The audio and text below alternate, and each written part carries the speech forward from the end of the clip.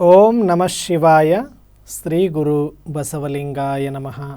Shri Basava TV ವೀಕ್ಷಕ ಎಲ್ಲ ಶರಣು ತಂದೆ ತಾಯಿಗಳಿಗೆ ಶರಣು ಶರಣಾರ್ಥಿಗಳು.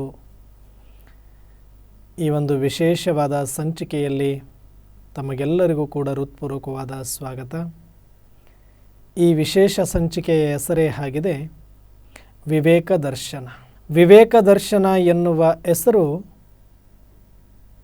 ಸಾಕಷ್ಟು ಬಾರಿ ನಮಗೆ ಪ್ರೋತ್ಸಾಹ, ಉಮ್ಮಂಗ, ಉತ್ಸಾಹ ಕೊಡುತ್ತೆ.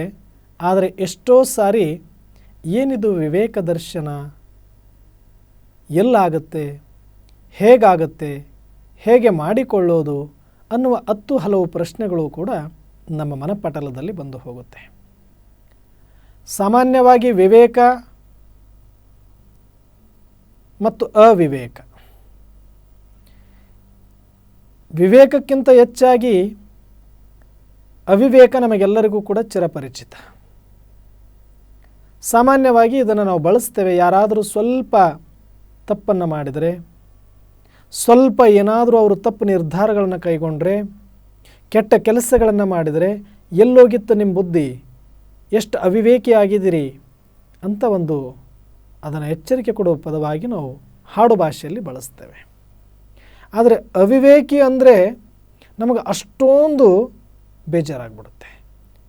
ಅದೇ ದಡ್ಡ ಅಂದರೂ ಅಷ್ಟಾಗೋದಿಲ್ಲ, ನಿನಗೇನೋ ಬರೋದಿಲ್ಲ ಅಂದ್ರೆ ಅಷ್ಟಾಗೋದಿಲ್ಲ. ಆದರೆ ಅವಿವೇಕಿ ಅಂದುಬಿಟ್ರೆ ತುಂಬ ಸ್ವಾಭಿಮಾನಕ್ಕೆ ಧಕ್ಕೆ ಬಂದಂಗೆ ಆಗಿಬಿಡುತ್ತೆ. ಅಥವಾ ಆ ಒಳಗಡೆ ಆತ್ಮಕ್ಕೆ ಪೆಟ್ಟು ಬಿದ್ದೋರ ಥರ ಒಂದಷ್ಟು ಘಾಸಿ ಆಗುತ್ತೆ ಮನಸ್ಸು. ಯಾಕಂದರೆ ಅವಿವೇಕ ಅನ್ನುವಂಥದ್ದು ಅದು ಆತ್ಮಕ್ಕೆ ಸಂಬಂಧಪಟ್ಟಿರೋದು. ಶರೀರಕ್ಕೆ ಸಂಬಂಧಪಟ್ಟಿರೋದಾಗಿದ್ದರೆ, ಮನಸ್ಸಿಗೆ ಸಂಬಂಧಪಟ್ಟಿರೋದಾಗಿದ್ದರೆ, ಬುದ್ಧಿಗೆ ಸಂಬಂಧಪಟ್ಟಿರೋದಾಗಿದ್ದರೆ ಸ್ವಲ್ಪ ಮಾತ್ರ ಬೇಜಾರಾಗ್ಬೋದಿತ್ತು ನಮಗೆ. ಆದರೆ ಆತ್ಮಕ್ಕೆ ಸಂಬಂಧಪಟ್ಟಿರುವ ವಿಚಾರ ಆಗಿರೋದ್ರಿಂದ, ಆ ಶಬ್ದ ಆಗಿರೋದ್ರಿಂದ, ಡೈರೆಕ್ಟಾಗಿ ಆತ್ಮಕ್ಕೆ ಪೆಟ್ಟು ಬೀಳೋದ್ರಿಂದ ಭಾಳಷ್ಟು ಬೇಜಾರಲ್ಲಿ ನಾವು ಸಹಜವಾಗಿ ಬಂದುಬಿಡ್ತೇವೆ. ಅವಿವೇಕ ಅನ್ನುವ ಪದವನ್ನು ಅನಿಸಿಕೊಳ್ಳೋದಕ್ಕೆ ಯಾರೂ ಸುತಾರಾಮ್ ತಯಾರಿಲ್ಲ. ಆದರೆ ಗೊತ್ತಿದೆ ನಮ್ಮಲ್ಲಿ ಅವಿವೇಕತನ ಇದೆ ಅಂತ. ಆದರೆ ನಾವು ಯಾರೂ ಅವಿವೇಕಿಗಳು ಅಂತ ಒಪ್ಪಿಕೊಳ್ಳೋದಕ್ಕೆ ಇಷ್ಟಪಡೋದಿಲ್ಲ. ಅಂದರೆ ಅವಿವೇಕ ಅನ್ನೋದು ಗೊತ್ತಿದೆ ಅಂದ ಮೇಲೆ ವಿವೇಕ ಅನ್ನೋದು ಏನು ಅಂತಲೂ ತಿಳ್ಕೊಬೇಕಲ್ಲ ನಾವು.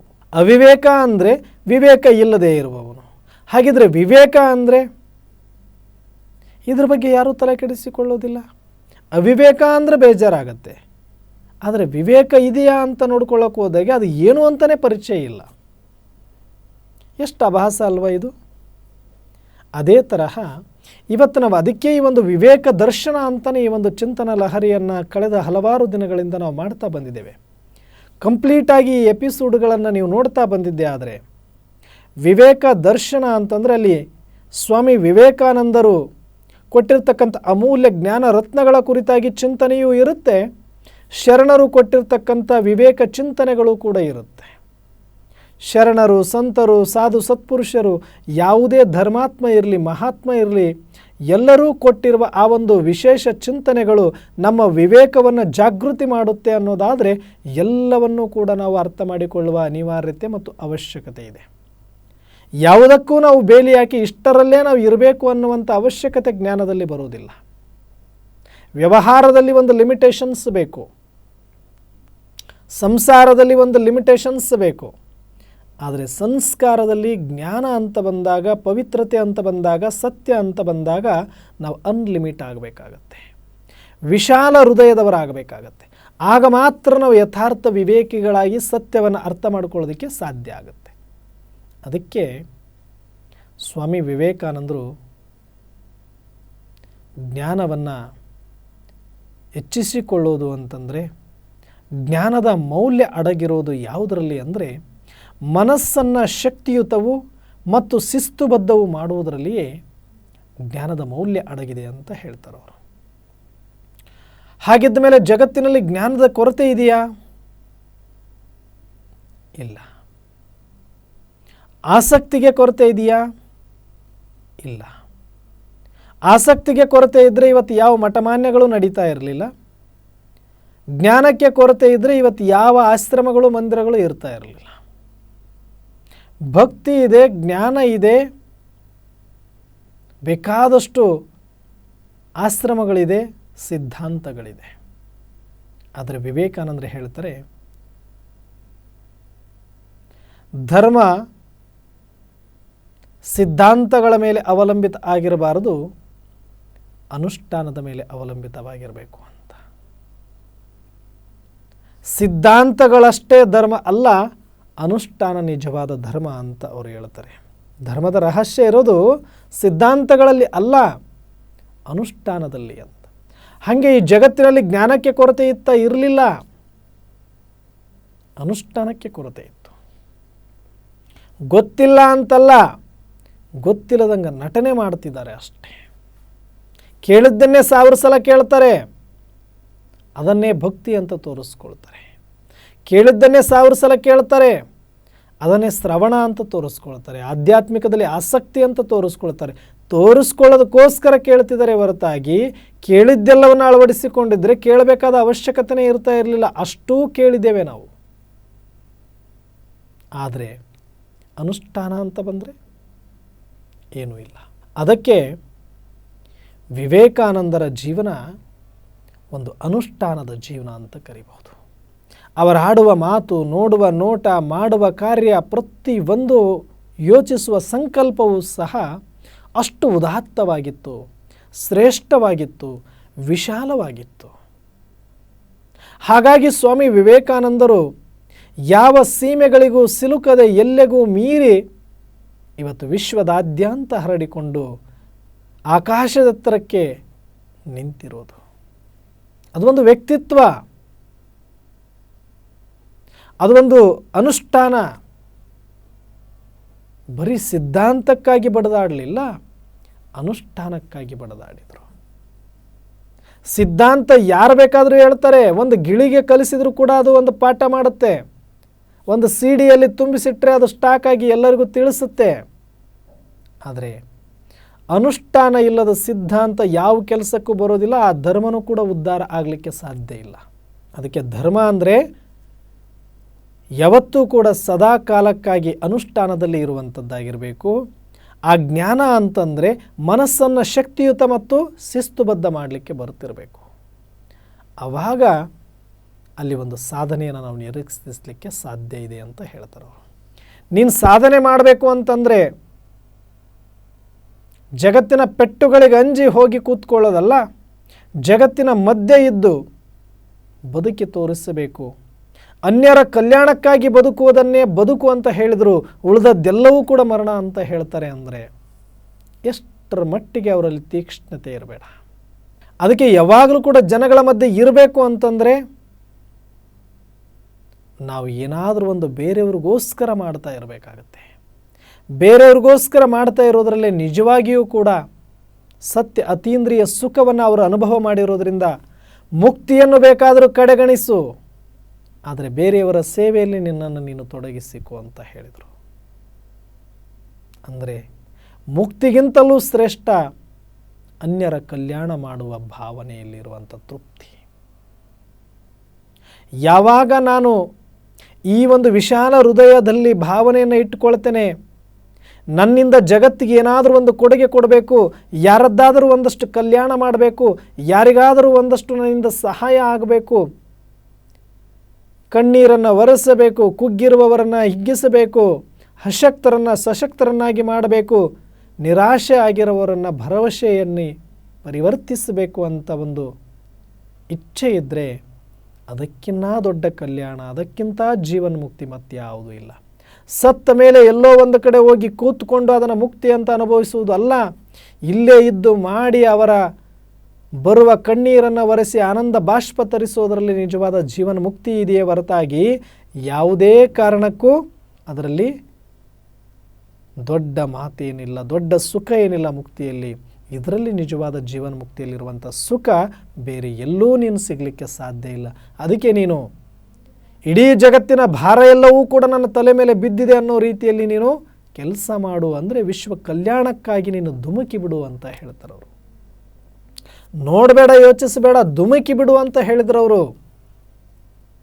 ಹಾಗೆ ಇಡೀ ವಿಶ್ವದಾದ್ಯಂತ ಇವತ್ತು ವಿವೇಕಾನಂದರ ಪರಿಚಯ ವಿಶ್ವಾದ್ಯಂತ ಎಲ್ಲರಿಗೂ ಸಿಗಬೇಕಾಗಿತ್ತು ಅಂದರೆ ಅವರು ಪಟ್ಟಿರುವ ಕಷ್ಟ, ಅವರು ತಮ್ಮನ್ನು ತಾವು ತೊಡಗಿಸಿಕೊಂಡಿರುವ ರೀತಿ, ಅವರು ಎದುರಿಸಿರುವ ಪರಿಸ್ಥಿತಿ ಮತ್ತು ಅವರಲ್ಲಿರುವ ವಿಶಾಲ ಭಾವನೆಯೇ ಇವತ್ತು ಈ ಮಟ್ಟಕ್ಕೆ ಅವರನ್ನು ಬೆಳೆಸಿ ನಿಲ್ಲಿಸಿರುವಂಥದ್ದು. ಹಾಗಾಗಿ ಆ ವಿವೇಕಾನಂದರನ್ನು ಯಾರಾದರೆ ಅರ್ಥ ಮಾಡ್ಕೊಳ್ಳೋದಕ್ಕೆ ಪ್ರಯತ್ನ ಪಟ್ಟರೆ, ವಿವೇಕಾನಂದರನ್ನು ಅರ್ಥ ಮಾಡಿಕೊಳ್ಳೋದು ಅಂದ್ರೆ ಒಂದೇ, ಆಧ್ಯಾತ್ಮದ ಸತ್ಯವನ್ನು ಅರ್ಥ ಮಾಡಿಕೊಳ್ಳೋದು ಅಂದ್ರೂ ಒಂದೇ. ವಿವೇಕಾನಂದರನ್ನು ಅರ್ಥ ಮಾಡಿಕೊಳ್ಳೋದು ಅಂದರೂ ಒಂದೇ, ಅನುಷ್ಠಾನವನ್ನು ಅರ್ಥ ಮಾಡಿಕೊಳ್ಳೋದು ಅಂದರೂ ಒಂದೇ. ವಿವೇಕಾನಂದರನ್ನು ಅರ್ಥ ಮಾಡಿಕೊಳ್ಳೋದು ಅಂದರೂ ಒಂದೇ, ವಿವೇಕಾನಂದರಲ್ಲಿ ಇರುವಂಥ ಸತ್ಯವನ್ನು ಅರ್ಥ ಮಾಡಿಕೊಂಡ್ರೆ ಜಗತ್ತಿನ ಸತ್ಯವೇ ನಮಗೆ ತಿಳಿದು ಹೋಗ್ಬಿಡುತ್ತೆ. ಅಷ್ಟರ ಮಟ್ಟಿಗೆ ಪಾರದರ್ಶಕತೆ, ಪ್ರಾಮಾಣಿಕತೆಯಲ್ಲಿ ತಮ್ಮ ಜೀವನವನ್ನು ಜಗತ್ತಿಗೋಸ್ಕರ ಮುಡಿಪಾಗಿಟ್ಟು ಸರ್ವರನ್ನು ಬಡಿದೆಬ್ಬಿಸುವಲ್ಲಿ ತಮ್ಮ ಜೀವನವನ್ನು ಕಳೆದರಲ್ಲ, ಅದು ನಿಜವಾಗಿಯೂ ಕೂಡ ತ್ಯಾಗ, ತಪಸ್ಸು, ಸಾಧನೆ, ಸಾಧಕ ಅಂತ ಏನೆಲ್ಲ ಬಿರುದುಗಳು, ಭಾವನೆಗಳು ಇದ್ದಾವೆಯೋ ಅವೆಲ್ಲವೂ ಕೂಡ ವಿವೇಕಾನಂದರಿಗೆ ಸ್ಪಷ್ಟವಾಗಿ ಅನುಭವವಾಗುತ್ತವೆ, ಅನ್ವಯ ಆಗುತ್ತೆ. ಯಾಕಂದರೆ ಅದಕ್ಕೆ ಯೋಗ್ಯರು ಅವರೆಲ್ಲನೂ ಇದ್ದಾರೆ. ಒಬ್ಬ ಸಮಾಜ ಸೇವಕ ಅಂದರೆ ಸಮಾಜ ಸೇವಕ, ಒಬ್ಬ ಚಿಂತಕ ಅಂದರೆ ಚಿಂತಕ, ಒಬ್ಬ ಸಂತ ಅಂದರೆ ಸಂತ, ಒಬ್ಬ ಮುನಿ ಅಂದರೆ ಮುನಿ, ಒಬ್ಬ ಶರಣ ಅಂದರೆ ಶರಣ, ಒಬ್ಬ ಸಂಸಾರಿ ಅಂದರೆ ಸಂಸಾರಿ. ಅರ್ಥಾತ್ ಇಡೀ ಜಗತ್ತನ್ನೇ ತನ್ನ ಸಂಸಾರ ಅಂತ ತಿಳಿದು ತನ್ನ ಮೇಲೆ ಜವಾಬ್ದಾರಿಯನ್ನು ಹೊತ್ತು ಒಬ್ಬ ಮನೆಯ ಯಜಮಾನ ಯಾವ ರೀತಿ ಅದರ ಮೇಲೆ ಗಮನ ಕೊಡುತ್ತಾನೆಯೋ ಅದೇ ಥರ ದೇಶದ ಕಳಕಳಿಯನ್ನು ಅವರು ಮಾಡಿದ್ದು. ಹಾಗಾಗಿ ನಾವುಗಳು ಕೂಡ ಭಲೆ ವಿವೇಕಾನಂದರಷ್ಟು ನಾವು ವಿಶಾಲ ಹೃದಯವನ್ನು ಮಾಡಲಿಕ್ಕಾಗದೇ ಇರಬಹುದು, ಅವರು ಮಾಡಿರುವಷ್ಟು ಕಾರ್ಯವನ್ನು ಮಾಡಲಿಕ್ಕೆ ಸಾಧ್ಯ ಆಗದೇ ಇರಬಹುದು. ಆದರೆ ನಾವು ಎಟ್ಲೀಸ್ಟ್ ನಮ್ಮ ವಿವೇಕವನ್ನು, ನಾವು ಪ್ರಜ್ಞೆಯನ್ನು ಜಾಗೃತಿ ಮಾಡಿಕೊಂಡು ಆ ಒಂದು ಅನುಭವವನ್ನು ಮಾಡಲಿಲ್ಲ ಅಂದರೆ ಅಂಥವರು ನಮಗೆ ಇಷ್ಟೊಂದು ಜ್ಞಾನ ಕೊಟ್ಟಿದ್ದರೂ ಕೂಡ, ಅದು ನಮ್ಮ ಕಿವಿಗೆ ಬಿದ್ದಿದ್ರೂ ಕೂಡ ನಮ್ಮ ಜೀವನದಲ್ಲಿ ಪರಿವರ್ತನೆ ಬರಲಿಲ್ಲ ಅಂದಮೇಲೆ ಇನ್ನೀ ಜೀವನ ಇದ್ದರೂ ಅಷ್ಟೇ, ಹೋದರೂ ಅಷ್ಟೇ.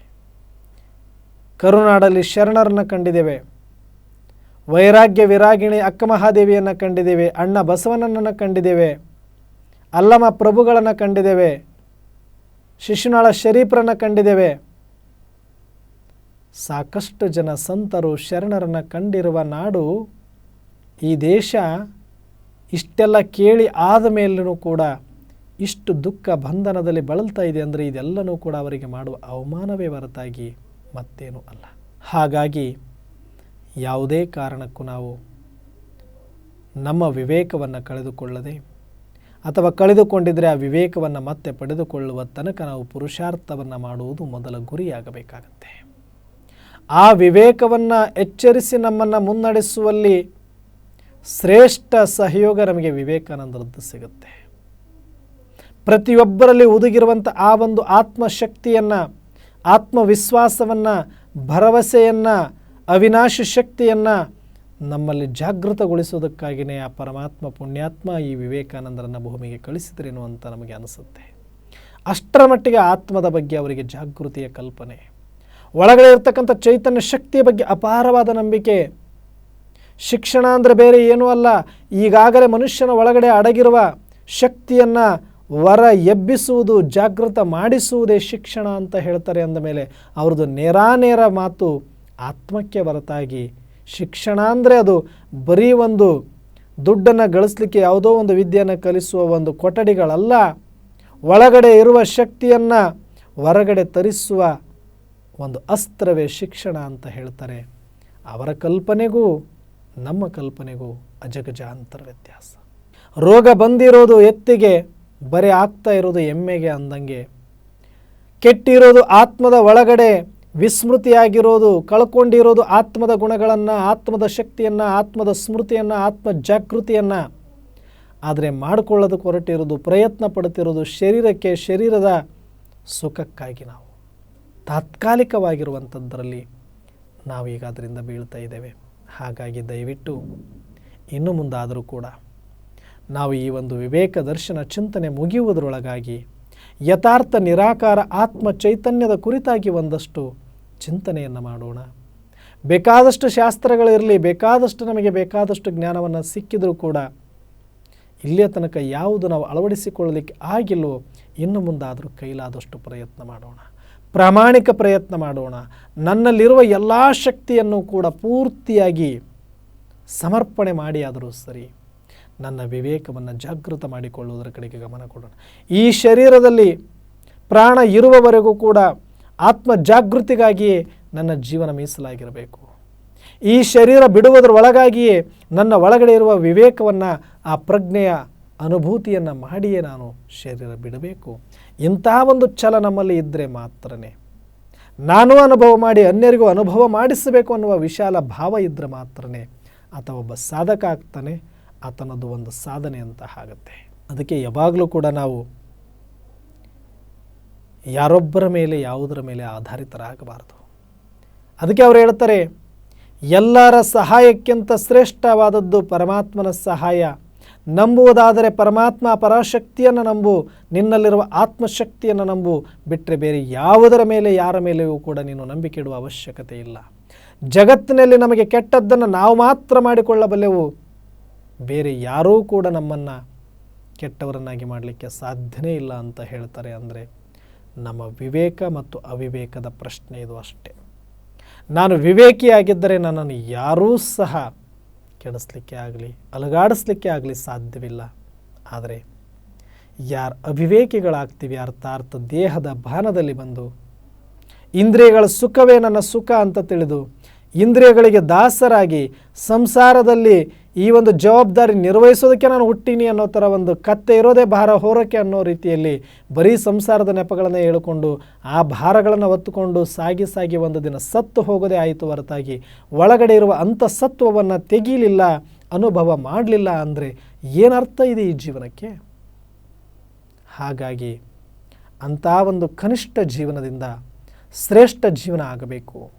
ತಳಮಟ್ಟದ ಜೀವನದಿಂದ ಭವ್ಯ ಮುಗಿಲೆತ್ತರದ ಸಾಧಕನಾಗಬೇಕು ಅಂತಂದರೆ ಈ ಎಲ್ಲ ಒಂದು ಚಿಂತನೆಗಳನ್ನು ನಾವು ಅಳವಡಿಸಿಕೊಳ್ಬೇಕಾಗತ್ತೆ. ವಿವೇಕಾನಂದರನ್ನು ಸದಾಕಾಲ ಕಣ್ಣೆದರಲ್ಲಿ ಇಟ್ಕೊಳ್ಬೇಕಾಗತ್ತೆ. ಸದಾಕಾಲ ಅವರ ಕೊಟ್ಟಿರುವ ಚಿಂತನೆಗಳನ್ನು ನಮ್ಮ ಮನಪತ್ರದಲ್ಲಿ ಸ್ಮೃತಿ ಮಾಡಿಕೊಳ್ಳಬೇಕಾಗತ್ತೆ. ಕಾರ್ಯೋನ್ಮುಖ ಆಗಬೇಕು ಅಂದರೆ ಅವರು ಕೊಟ್ಟಿರುವ ಮಾತಿನ ಒಂದೊಂದು ಸ್ಮೃತಿಯು ಉಮ್ಮಂಗ ಉತ್ಸಾಹವನ್ನು ತರಿಸಬೇಕಾಗತ್ತೆ. ಈ ಕೆಲಸವನ್ನು ಯಾವಾಗ ನಾವು ಮಾಡುತ್ತೇವೆಯೋ ಆವಾಗ ಮಾತ್ರನೇ ಆ ವಿವೇಕಾನಂದರ ಚಿಂತನೆಗಳನ್ನು ಪಡೆದದ್ದಕ್ಕೂ ಸಾರ್ಥಕವಾಗುತ್ತೆ. ವಿವೇಕ ದರ್ಶನ ನಮಗೆ ಆಗುತ್ತೆ. ಅದಕ್ಕೆ ನಾವು ವಿವೇಕ ದರ್ಶನ ಅನ್ನುವ ಈ ಚಿಂತನೆಯಲ್ಲಿ ಸರ್ವರ ಒಂದು ಜಾಗೃತಿಯ ಮಾತುಗಳನ್ನು ತೆಗೆದುಕೊಂಡು ನಮ್ಮ ಅಂತಸತ್ವದಲ್ಲಿ ಅಡಗಿರುವ ವಿವೇಕವನ್ನು ನಾವು ಜಾಗೃತಿ ಮಾಡಿಕೊಳ್ಳೋಣ ಅನ್ನೋ ಕಾರಣಕ್ಕಾಗಿಯೇ ನಾವು ಇವತ್ತು ಈ ಒಂದು ಜಾಗೃತಿಯನ್ನು ಮಾಡಬೇಕು, ನಾನು ಮಾಡಿಕೊಳ್ಬೇಕು ಅನ್ನುವ ನಿಟ್ಟಿನಲ್ಲಿ ನನ್ನ ಚಿಂತನ ಲಹರಿ ಇರಬೇಕು ಪ್ರತಿಯೊಬ್ಬರದ್ದು ಕೂಡ. ಅದಕ್ಕೆ ನಾವೆಲ್ಲರೂ ಒಬ್ಬರು, ಇಬ್ಬರು, 4 ಜನ, 8 ಜನ, ಮಲ್ಟಿಪಲ್ 1000 ಆಗೋವರೆಗೂ ಕಷ್ಟ. 1ರಿಂದ 1000 ಮಾಡೋದು ಕಷ್ಟ, 1000 ಇರೋದು 2000 ಆಗೋದು ಭಾಳ ಕಷ್ಟ ಇಲ್ಲ. 1,00,000 ಮಾಡೋದು ಕಷ್ಟ, 1,00,000 ಇದ್ದದ್ದು 2,00,000 ಆಗೋದು ಕಷ್ಟ ಇಲ್ಲ. ಹಾಗೆ ಮಾಡ್ತಾ ಮಾಡ್ತಾ ಮಾಡ್ತಾ ಮಾಡ್ತಾ ಮಾಡ್ತಾ ನನ್ನ ಒಳಗಡೆ ನನ್ನ ಪ್ರಜ್ಞೆಯನ್ನು ಜಾಗೃತಿ ಮಾಡಿಕೊಳ್ತಾ ಆತ್ಮ ಸಾಕ್ಷಾತ್ಕಾರವನ್ನು ಪಡೆದು ಆತ್ಮ ಅನುಭೂತಿಯನ್ನು ಮಾಡಿ ನನ್ನ ವಿವೇಕ ಪ್ರಜ್ಞೆಯಲ್ಲಿ ಇದ್ದು ಇಡೀ ಜಗತ್ತು ಮೂರ್ಛಿತರಾಗಿರುವ ಅವಿವೇಕಿಗಳನ್ನು ಮತ್ತೆ ಪ್ರಜ್ಞೆಯಲ್ಲಿ ತರುವ ತನಕ ನಾನು ವಿಶ್ರಮಿಸುವುದಿಲ್ಲ ಅಂತ ವಿವೇಕಾನಂದರು ಕಂಕಣ ತೊಟ್ಟವರಂತೆ ಕೆಲಸ ಮಾಡಿದರು. ಅದೇ ಥರ ನಾವು ಕೂಡ ಅವರ ಮಾರ್ಗದಲ್ಲಿ ನಡೀತಾ ಇದ್ದೀವಿ ಅಂದರೆ, ಅವರ ಆದರ್ಶಗಳನ್ನು ನಮ್ಮ ಜೀವನದಲ್ಲಿ ಅಳವಡಿಸಿಕೊಂಡಿದ್ದೇವೆ ಅಂತಂದರೆ ನನ್ನ ತವಕವೂ ಕೂಡ ಅದೇ ಆಗಿರಬೇಕು, ನನ್ನ ಚಿಂತನೆಯೂ ಅದೇ ಆಗಿರಬೇಕು. ಆಗ ಮಾತ್ರ ಏನಾದರೂ ನಾನು ಸಾಧಿಸಲಿಕ್ಕೆ ಸಾಧ್ಯವಾಗುತ್ತೆ.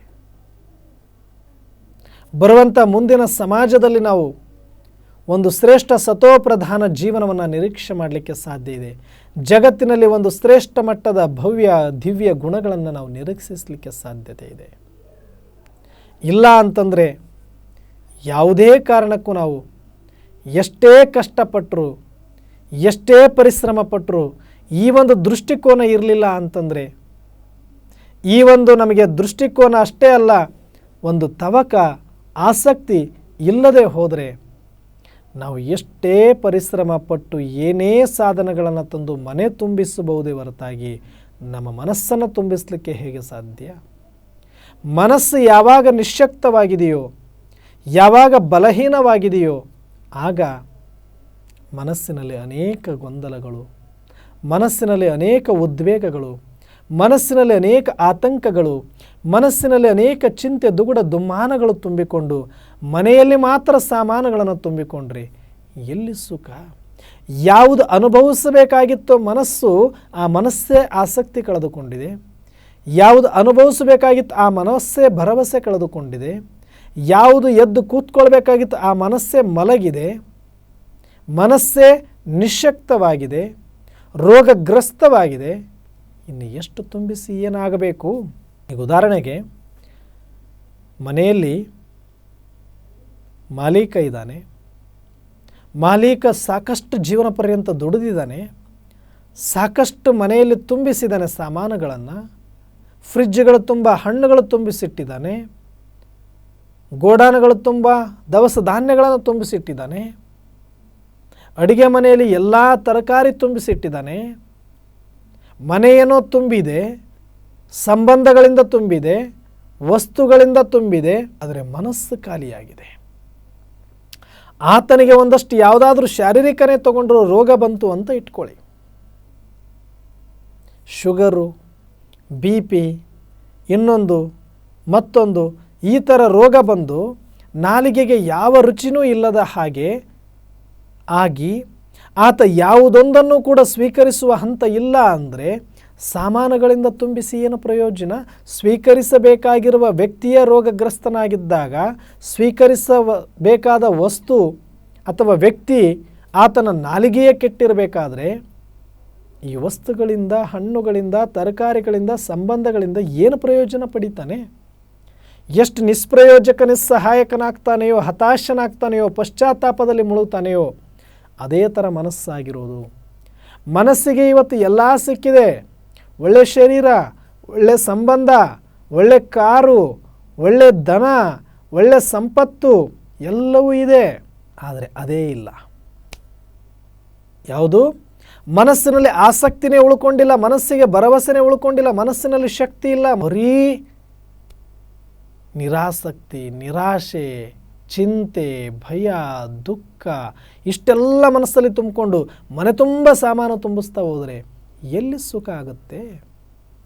ಎಲ್ಲಿ ಶಾಂತಿ ಸಿಗುತ್ತೆ? ಎಲ್ಲಿ ಆತ್ಮಾನಂದ ಆಗಬೇಕು? ಯಾವುದು ಅನುಭವಿಸಬೇಕೋ ಅದೇ ಕೆಟ್ಟು ಹೋಗಿದೆ. ಯಾಕೆ ಕೆಟ್ಟಿದೆ? ಅದಕ್ಕೆ ಎಲ್ಲಿಂದ ಶಕ್ತಿ ಬರಬೇಕಾಗಿತ್ತು ಅಲ್ಲಿಂದ ಶಕ್ತಿ ಬರದೇ ಇಲ್ಲ, ಅದಕ್ಕೆ ಅದು ಕೆಟ್ಟೋಗಿದೆ. ಮನಸ್ಸಿಗೆ ಎಲ್ಲಿಂದ ಶಕ್ತಿ ಬರಬೇಕಾಗಿತ್ತು? ಒಳಗಡೆ ಇರುವ ಅಂತಃಶಕ್ತಿ ಆತ್ಮದಿಂದ ಬರಬೇಕಾಗಿತ್ತು. ಆ ಆತ್ಮ ಜಾಗೃತಿ ಇಲ್ಲದೆ ಇರುವ ಕಾರಣ, ಆತ್ಮ ಸ್ಮೃತಿ ಇಲ್ಲದೆ ಇರುವ ಕಾರಣ, ಆತ್ಮವನ್ನು ಮರೆತಿರುವ ಕಾರಣ, ನಿರಾಕಾರದ ಬಗ್ಗೆ ನಂಬಿಕೆ ಇಲ್ಲದೆ ಇರುವ ಕಾರಣ ಮನಸ್ಸು ಅದರ ಜೊತೆ ಡಿಸ್ಕನೆಕ್ಟ್ ಆಗಿದೆ. ಡಿಸ್ಕನೆಕ್ಟ್ ಆದಮೇಲೆ ಪವರ್ ಎಲ್ಲಿಂದ ಬರುತ್ತೆ? ವೈರ್ ಎಷ್ಟೇ ಉದ್ದ ಇದ್ದರೂ ಕೂಡ, ಎಲ್ಲಿಂದ ಬೇಕಾದರೂ ಬಂದು ಪವರ್ ಅಲ್ಲಿ ಸ್ಟಾಕ್ ಆಗಿದ್ದರೂ ಕೂಡ, ಒಂದು ಕಡೆ ವೈರ್ ಏನಾದರೂ ಕಟ್ ಆಗಿ 1 mm ಗ್ಯಾಪ್ ಆದರೂ ಕೂಡ, ಒಂದು ಅರ್ಧ ಇಂಚ್ ಗ್ಯಾಪ್ ಆದರೂ ಕೂಡ ಪವರ್ ಟ್ರಾನ್ಸ್ಫರೇಷನ್ ಆಗೋದಿಲ್ಲ. ಆಟೋಮೆಟಿಕ್ಕಾಗಿ ಬಲ್ಬ್ ಆರಲೇಬೇಕು.